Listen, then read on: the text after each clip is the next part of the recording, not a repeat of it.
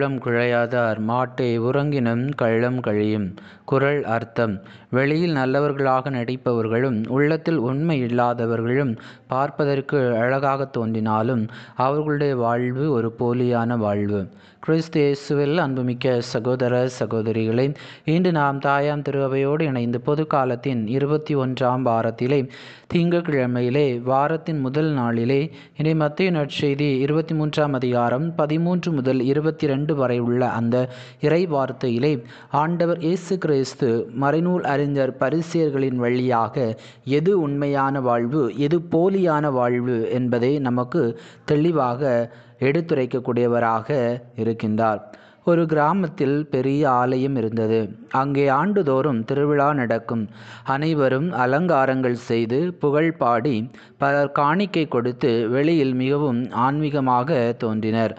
அந்த கிராமத்தில் ஒரு விதவை ஏழை கைம்பெண் ஒருவர் இருந்தார். அவள் மிகவும் ஏழையாக இருந்தாள். அந்த நாளில் அவளுடைய வீட்டில் சாப்பிடுவதற்கு உணவு கூட இல்லாத ஒரு சூழ்நிலை. ஆனால் பலர் ஆலயத்தில் பெரிய காணிக்கைகள் கொடுத்தனர். மக்கள் அவர்களை பாராட்டினார்கள். ஆனால் அவர்கள் யாரும் அந்த விதவையின் நிலையை பார்க்கவில்லை. ஆனால் அங்கே இருந்த ஒரு ஏழை சிறுவன் அந்த விதவைக்கு தன்னுடைய பெற்றோர்கள் கொடுத்த அந்த உணவை அன்றைக்கு கொடுத்து அந்த விதவையினுடைய வயிற்றை நிரப்பினார். ஆம், கிறிஸ்து இயேசுவில் அன்புமிக்க சகோதர சகோதரிகளே, இந்த ஏழை சிறுவன் செய்ததுதான் உண்மையான வாழ்வாக அமைந்திருக்கிறது. இன்று ஒரு சில நேரங்களிலே நமக்கு எது உண்மையான வாழ்வு, எது போலியான வாழ்வு என்பதை பிரித்து பார்க்க மிகப்பெரிய ஒரு கடினமாக இருக்கிறது. முதலாவதாக, உண்மையான வாழ்வு எது, போலியான வாழ்வு எது என்பதை நாம் உணர்ந்து கொள்ள வேண்டும். உண்மையான வாழ்வாக அன்பு, பிறரை மதித்து கருணையுடன் நடத்துவது. இரண்டாவதாக உள்ளார்ந்த நேர்மை, யாரும் பார்க்காத நேரத்திலும் சத்தியமாக கடவுளுக்கு ஏற்ப வாழ்வது. மூன்றாவதாக செயல் மூலம் விசுவாசம், வெறும் வார்த்தையில் அல்ல செயலிலும் தன்னுடைய விசுவாசத்தை வெளிப்படுத்துவது. சிறிய விஷயங்களிலும் புனித குழந்தை தெரசம்மாளை போல அர்ப்பணிப்போடும் முழு ஈடுபாடோடும் செய்வது. மற்றவர்களை கடவுளுடைய பாதத்திலே கொண்டு சேர்ப்பதோடு மட்டுமில்லாமல் தானும் இறை விசுவாசத்திலே வாழ்வது. இது உண்மையான வாழ்வு. போலியான வாழ்வு என்று பார்க்கின்ற பொழுது இன்றைக்கு ஆண்டவர் இயேசு கூறுவதைப் போல மறைநூல் அறிஞர் பரிசேயருடைய வாழ்வு எப்படிப்பட்ட ஒரு வாழ்வாக இருக்கிறது என்றால், வெளியே மட்டும் நல்லவர்களாக இருப்பார்கள். ஆனால் அவர்கள் உள்ளமோ கடவுளுக்கும் அவர்களுக்கும் இடையே மிகப்பெரிய ஒரு இடைவெளி இருப்பதை நாம் பார்க்க முடியும். நாமும் அதை போலவே இரண்டாவதாக புகழுக்காக வாழ்வது, மக்கள் பார்வைக்கு மட்டும் நல்ல செயல்களை செய்வது.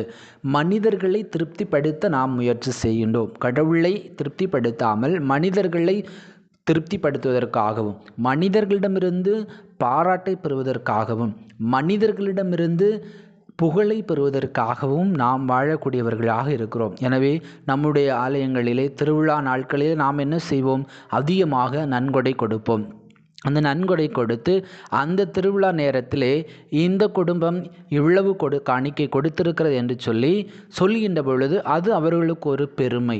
இவ்வாறு தங்களுடைய புகழை பிறரிடமிருந்து பெற்றுக்கொள்வதற்காக ஒரு சிலர் செயல்படுகிறார்கள். இது ஒரு போலியான வாழ்வு. அதை போலவே மூன்றாவதாக சடங்கில் மட்டும் கவனம் செலுத்துவாங்க. ஆலய வழிபாட்டுகளில் எல்லா விதமான திருப்பலியிலும் கலந்து கொள்வாங்க, ஜெபத்திலும் கலந்து கொள்வாங்க, பக்த சபை இயக்கங்களில் எல்லாம் ஈடுபடுவார்கள். ஆனால் அவர்களுடைய வாழ்வு சடங்கிற்கும் தங்களுடைய வாழ்க்கைக்கும் எந்த விதமான ஒரு தொடர்பு இல்லாமல் இருக்கும். கருணை, நீதி, இரக்கம், மன்னிப்பு, விட்டு கொடுத்தல், பிறரை ஏற்றுக்கொள்ளுதல் போன்ற நல்ல பண்புகள் அவர்களுடைய வாழ்விலே வாழ்வாகாமல் வெகு தொலைவிலே கடவுளுக்கும் அவர்களுக்கும் இடையே ஒரு மிகப்பெரிய இடைவெளி இருப்பதை பார்க்க முடியும். நான்காவதாக பொய்யான சத்தியங்கள் செய்வது, கடவுளுடைய பேரிலேயே ஆணையிடுவது. கடவுளுடைய பேரை சொல்லி நான் இந்த செயல் செய்யலை அப்படின்னு சொல்லி பொய் சத்தியம் செய்யக்கூடியவர்களாக இருப்பார்கள். அதே போலவே அவர்கள் என்ன செய்வாங்கன்னா, தாங்களும் விசுவாசத்தில் வளர மாட்டார்கள், பிறரையும் விசுவாசத்தில் வளர விட மாட்டாங்க. அதைத்தான் இன்றைய நற்செய்தியிலும் ஆண்டவர் இயேசு மறைநூல் அறிஞர் பரிசேயர் என்ன செய்கிறாங்க? தாங்களும் நல்லவர்களாக இருக்க மாட்டாங்க, மற்றவர்களையும் நல்லவர்களாக வாழ விட மாட்டார்கள்.